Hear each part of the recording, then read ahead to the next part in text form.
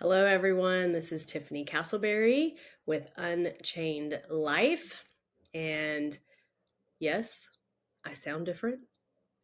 I probably look a little sickly. I've been sick for the last week and I'm not completely healthy. I'm not 100% over it. I think you can tell that by my voice. So, excuse the occasional coughing.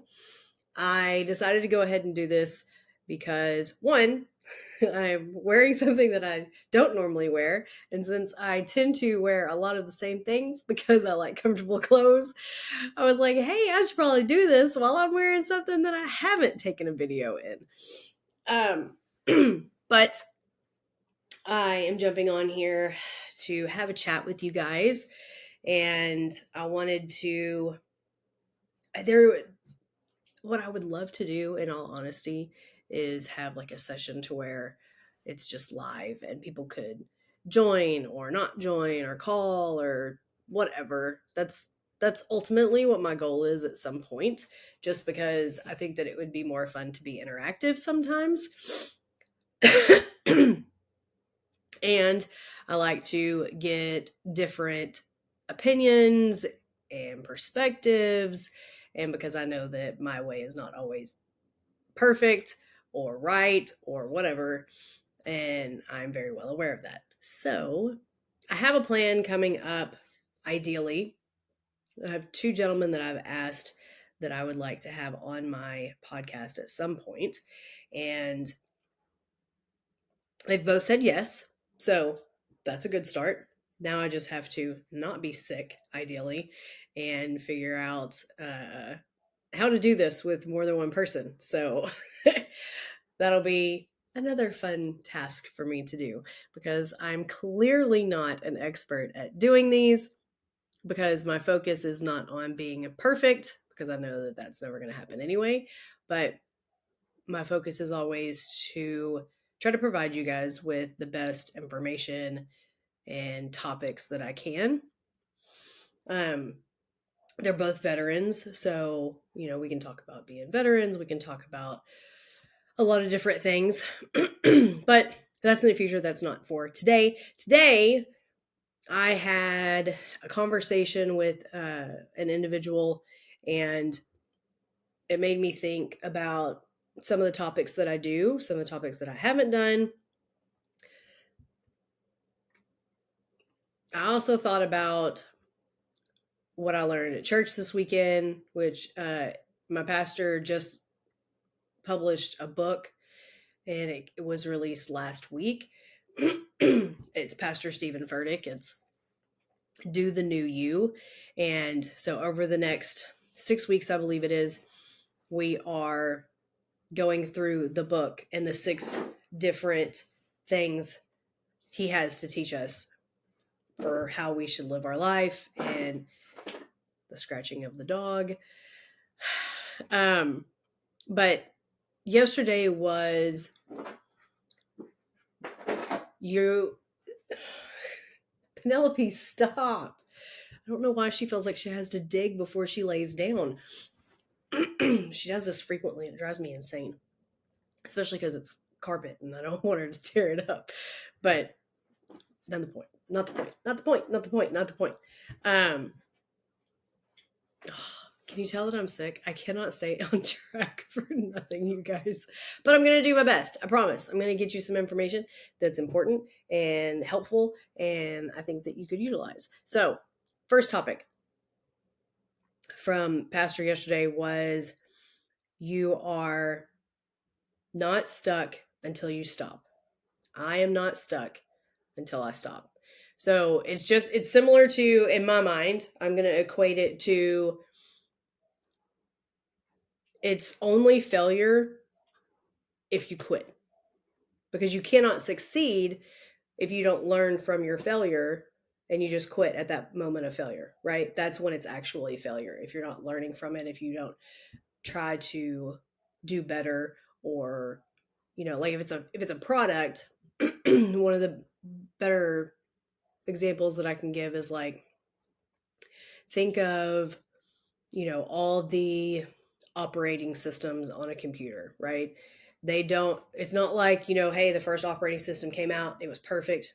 Here we go. No.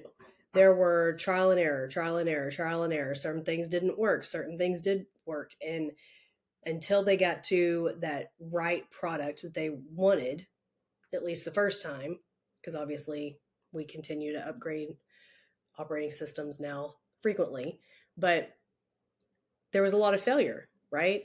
It's it's like anything with invention, especially, but it's that way with us and with things that we do and writing a book. It's not like I just wrote my book and it was perfect and the publishers came back to me and said, "Oh my gosh, Tiffany, you're just so amazing. We didn't have to edit anything and we don't have any suggestions. It's just awesome." Yeah, no, that's definitely not the way it happened. If it does for anybody, then by all means, you're spectacular and that's great. But that was not my case. So, I went through multiple, not rewrites, if you will, but suggestions on, because I know, for instance, when I first started writing my book, I was just writing my story and I didn't have it in a conversational tone. So it was, I did this and went through this. And then they changed it into, would you stop, please? Lay down.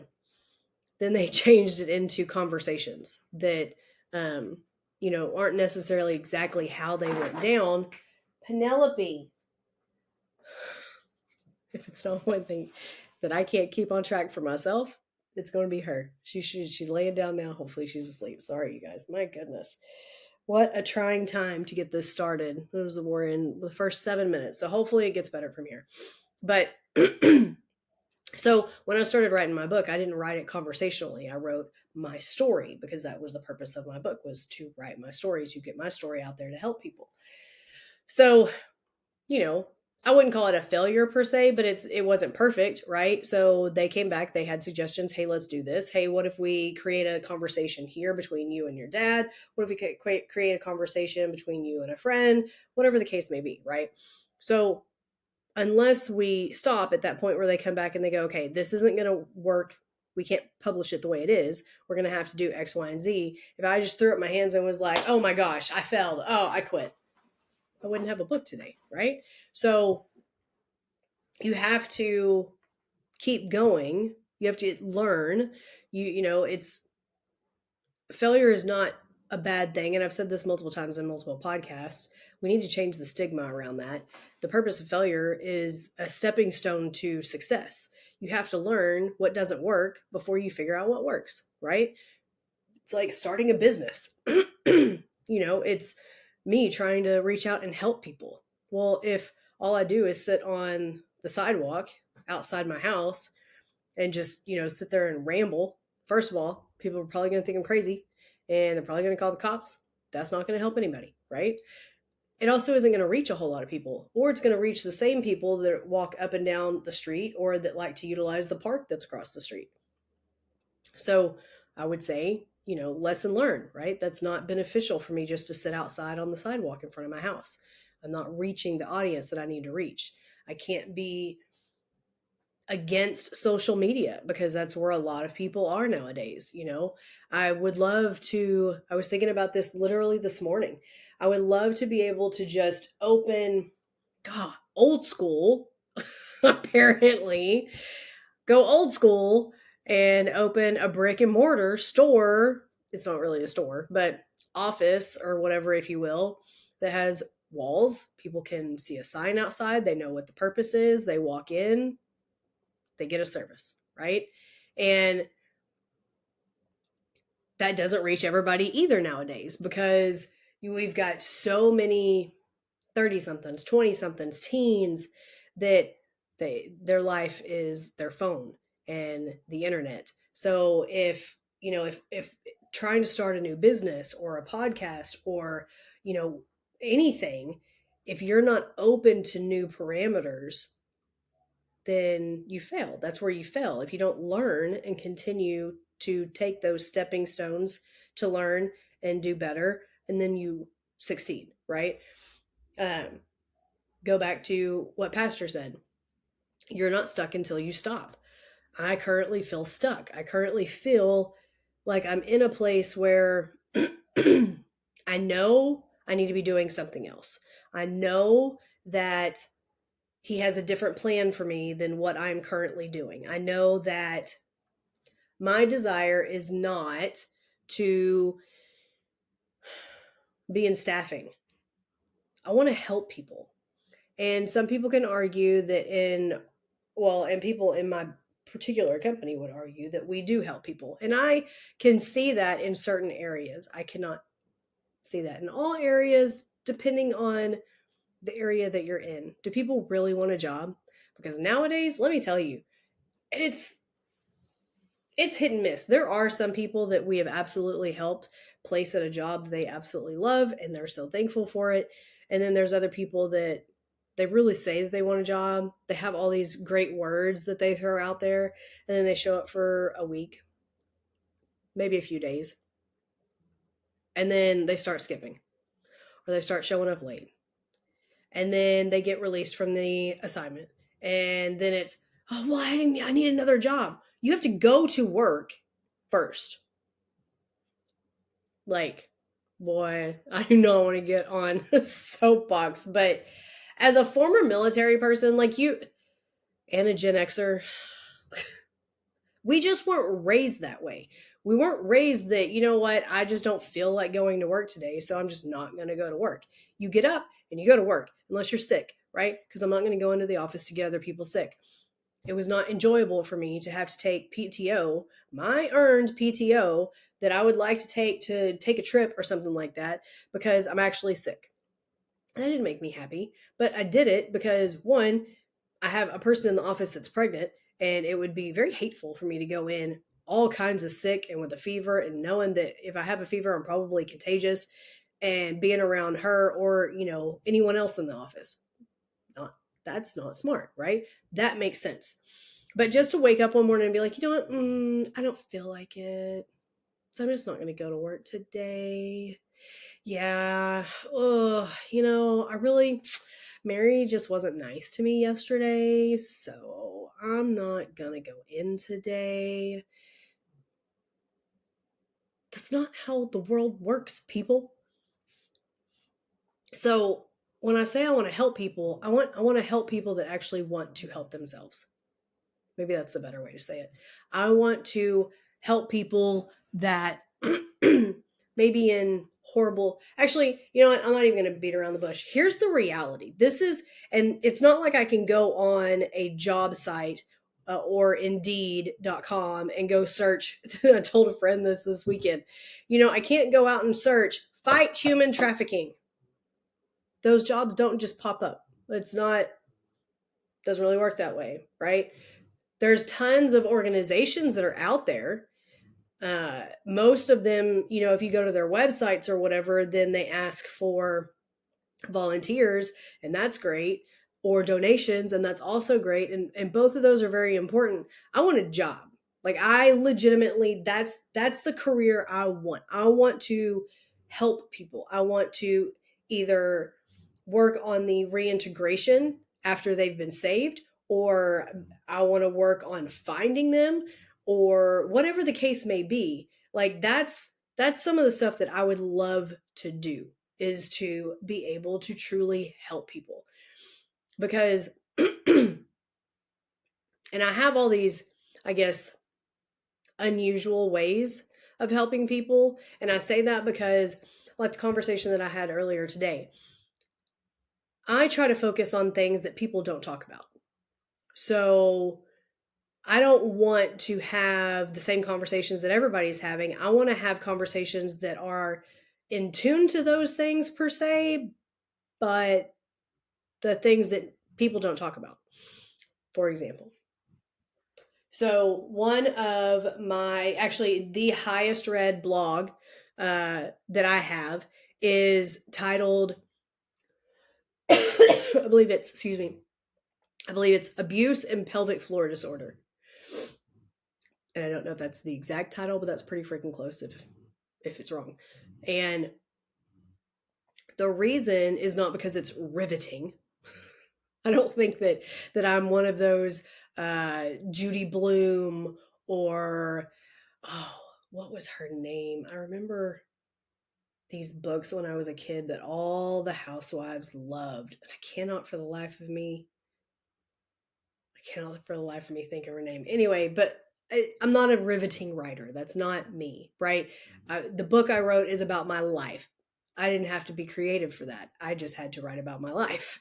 And so my blogs tailor towards my book, tailor towards the things that I've gone through, things that people don't talk about. So back to the pelvic floor disorder, right?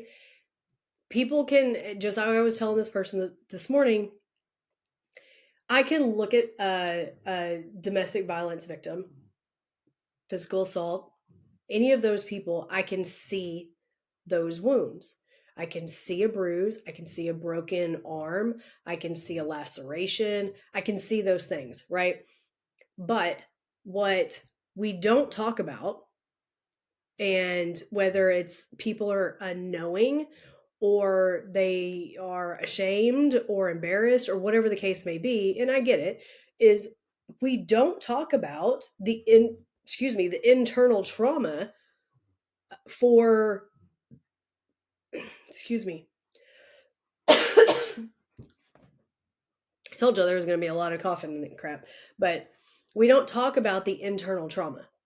We don't talk about what sexual assault, rape, domestic violence, what all of these things can do internally, right? Because you don't see it.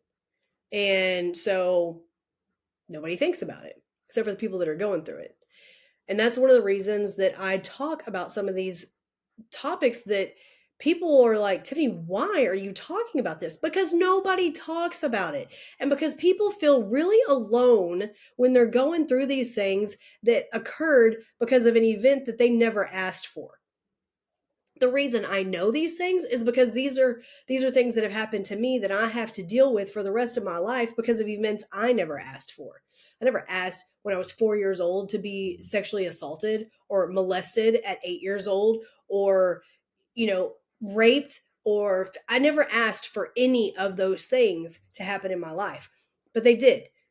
Now I get to deal with it for the rest of my life in whatever way that it still rears its ugly head. And one of the ways is my pelvic floor disorder. And let me tell you, just like I told the girl this morning, there's certain jobs that should not be for so many reasons. But there's certain jobs that shouldn't be because, these things shouldn't happen to people. And I also understand that there are women who have had pregnancies that have led to pelvic floor disorders. Obviously, that's different, right? You had a child, which is a beautiful, miraculous thing, and it left an impression, right? And that's not enjoyable, but it didn't come from a traumatic event necessarily. I mean, that's debatable. I mean, in the sense of a rape or a sexual assault, right? Not in a, not in a, it hurt really, really bad and felt like my body was pulling apart and all those things. That's traumatic as well, but you get a life out of it, right? So you're happy about those things. Typically, I'm not a mother. I don't know, but most mothers I know are happy that they had their children. Hello. I am so loved. Um, But for those of us who had the other things that happen, and those are the reasons that we have pelvic issues, then people need to know that they're not alone. I can honestly tell you, just like I told the person this morning, that the re- I'm gonna have to start doing this without my dogs around. I've got I've got scratching, I've got snoring, I've got panting. I love my dogs, but they make most of their noises while I'm doing this. Just so you know. Um, Anyway, but like I told the girl this morning, that I never knew. I never knew. That there's physical therapists, right? Yeah, of course. If I dislocate my arm, if I have to have surgery, whatever the case may be, then, I'm going to have to work with a physical therapist to get the rotation back and to make sure that I'm doing what I need to do, right? We know all those things. Well, the unfortunate part is there's also a physical therapist for your internal areas. So that's a job I wish didn't exist, especially personally, because I've endured it. I don't know what the word is. I've experienced it, and it's not traumatic for everybody, and I understand that. But because of some of the things that I've been through and some of the things that other women have gone through, it is a very traumatic experience. And it doesn't matter how good, because I had a really good, she was amazing, a physical therapist. And it doesn't matter how good they are, it doesn't matter how great they, are at making you feel as comfortable as you possibly can during that time of therapy. There's there's just no getting past what you're having that therapy for. And, I'll give it to Molly. She was amazing. She truly was. She was absolutely awesome. She made me feel extremely comfortable up until the point where we had to actually do the physical therapy. And then tears just rolled down my face. There's nothing she could have done for that. I mean, she did the best she could. She had a conversation with me the entire time everything was going on, trying to help me understand. And I appreciate that. I mean, she did an amazing job. I honestly don't believe she could have done anything better to make it any better, just because when somebody's in that area, the things you think about are why, right? Like, I have a physical therapist that is in my pelvic floor. Why in the world? Well, because these things happen. And then you start thinking about those things, right? So, I say all that not because I'm trying to be graphic, not because I'm trying to be inappropriate, not because I'm trying to be gross or too personal. I say all of those things because there are things out there that we need to bring to light so that people do not feel alone. Because these people who feel alone, like they're the only ones in the world that are experiencing something like this, that leads to depression, which can turn and lead even worse towards a suicidal tendency. So, if me having to be uncomfortable talking about my physical therapy and letting people know that they're not alone, then 100% I'm going to keep doing that, because nobody deserves to feel like they're so alone going through these things. They're the only person in the world, and then it leads to depression and it possibly leads to suicide. Nobody deserves that. Excuse me for a moment. Nobody deserves that. So that's what I think of when I think of I want to help people. So I'm stuck right now. See, I didn't remember, or I didn't forget my track. So I feel stuck because those are the things I want to do. I want to help, right? I'm looking to continue to book speaking engagements, to continue to do book signings, to continue to do podcasts, to to find those jobs that are not normal jobs that you would find on Indeed. Or maybe I don't know how to look for them on Indeed. Maybe they are on Indeed. I don't know. If you notice that I'm scratching a lot, I don't know why, but I'm extremely itchy today, and I don't know if it's because I'm getting better. You know how they always say that when you have like a cut or whatever, when it starts to itch, it's because it's healing. Maybe my body's healing. I don't know.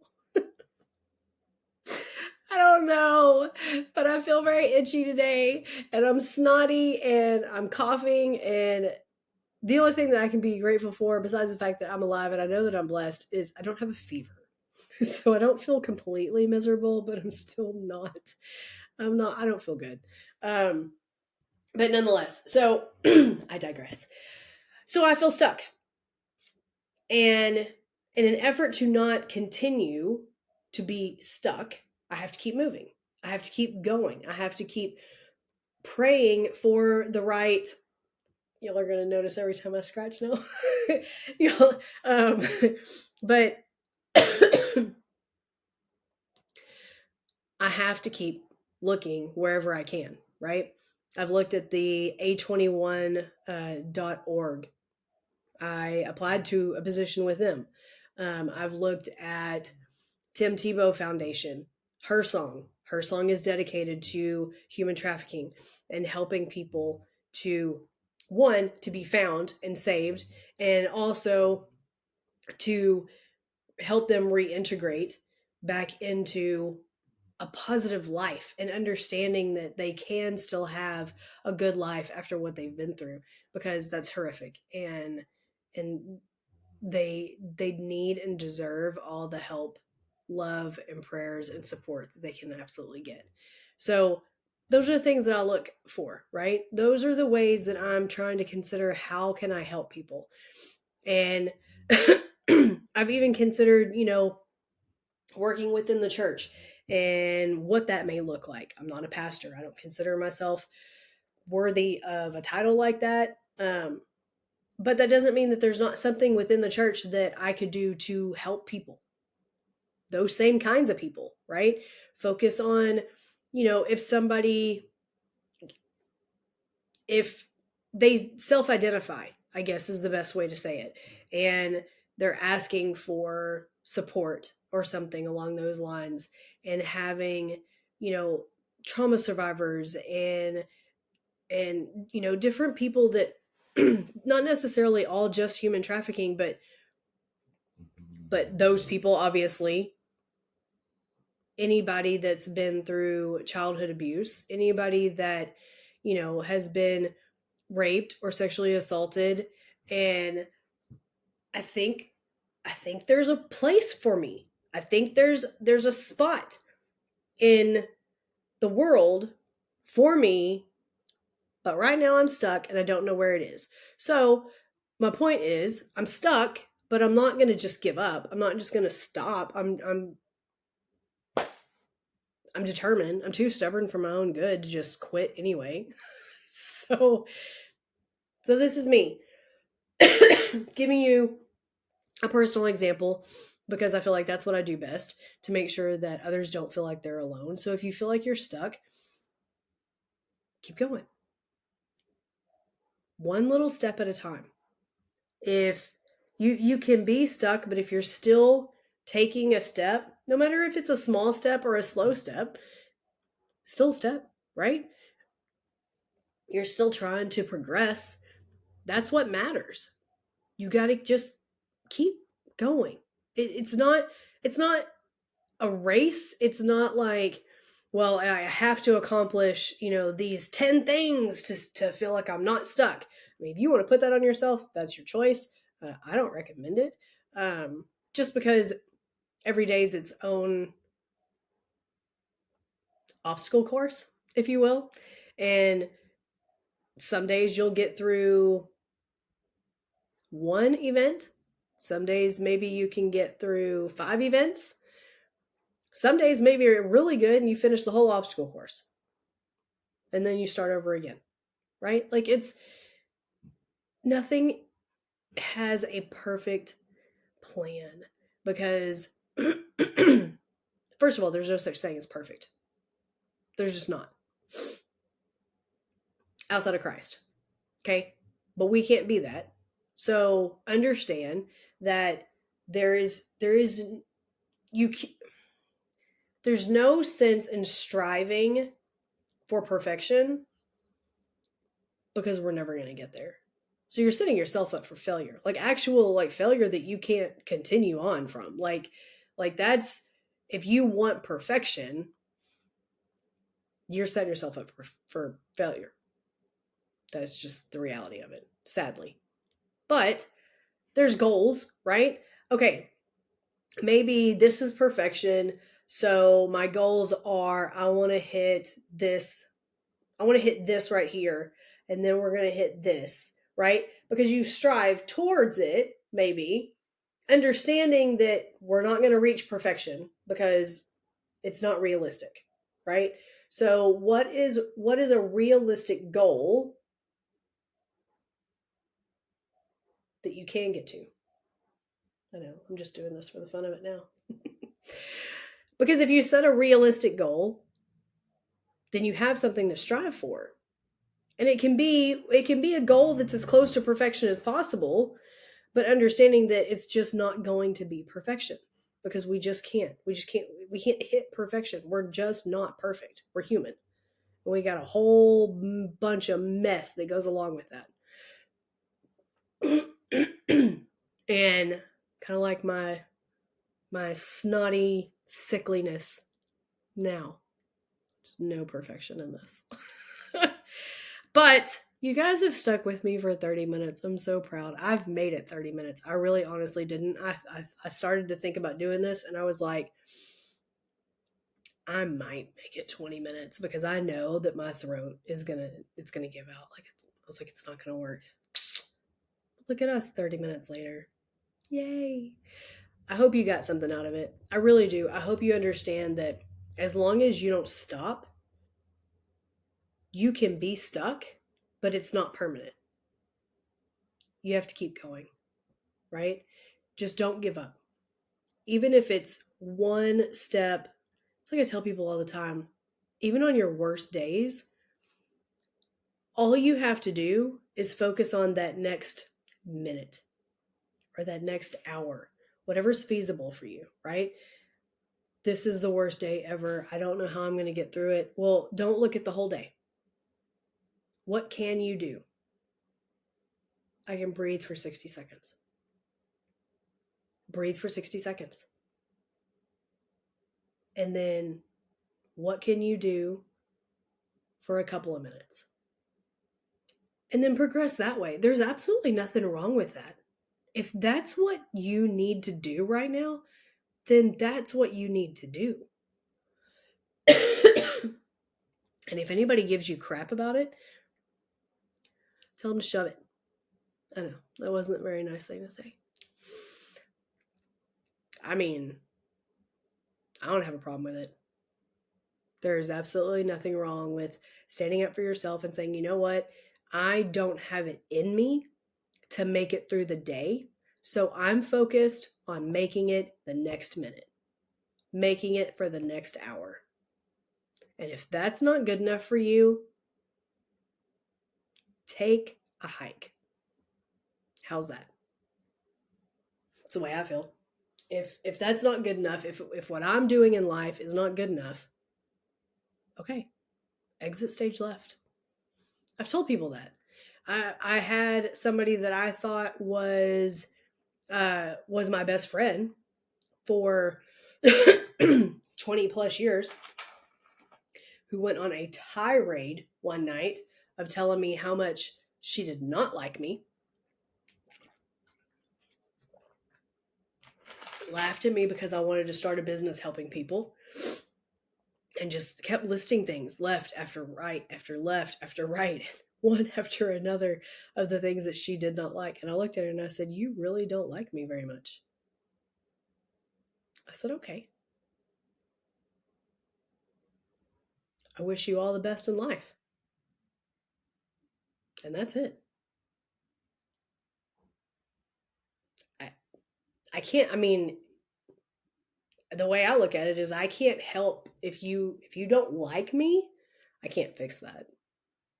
And I'm not going to try because I am who I am with every intention of being a better person consistently and daily, but I'm still just me and I'm never going to be perfect. And so if you can list a plethora of things that you don't like, yeah, let's just call it quits.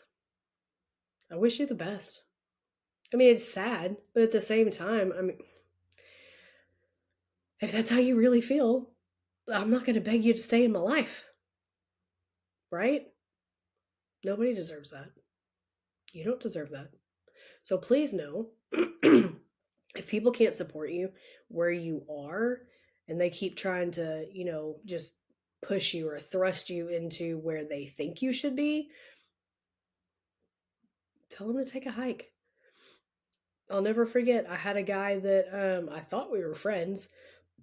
I was clearly wrong uh, when my dad passed.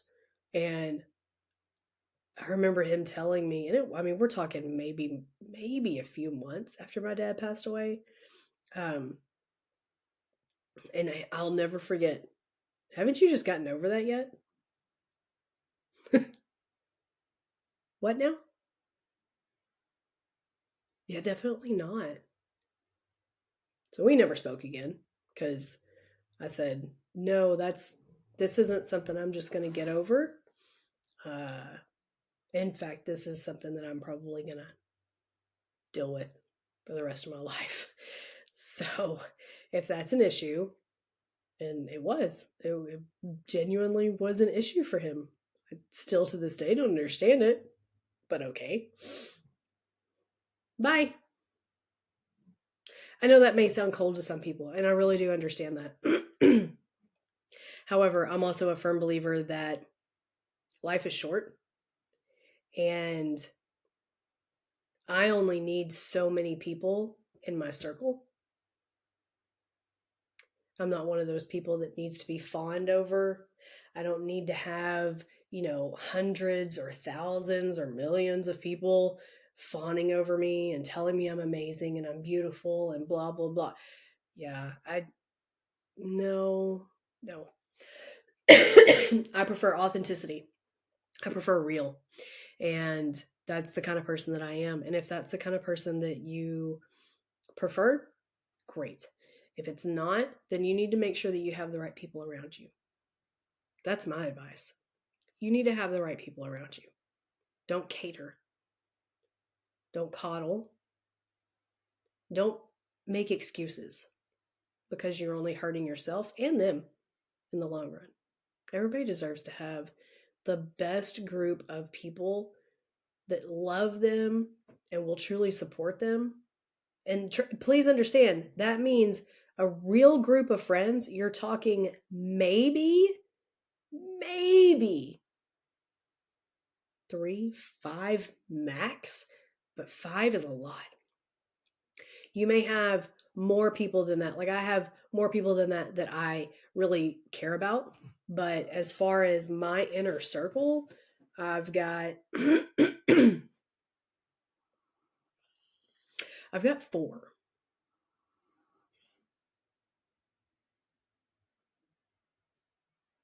And they've changed through the years. If you would have asked me 5 years ago, I would have had a different number of people or different people in that number. So just understand, you deserve to have the right people supporting you. And there's nothing wrong with talking about the things that are bothering you, even if people don't see them, because not all scars and trauma is visible. So do not stay stuck. Keep moving, keep progressing. That is how you get out of being stuck. Don't stop. Okay? Have an amazing day, afternoon, evening, whatever it may be for you. Please understand that you are not alone. You are priceless. You are loved, and that you are absolutely freaking spectacular. Go, be blessed, try to share some kindness with some others. Keep smiling and keep your head up. Have a great day.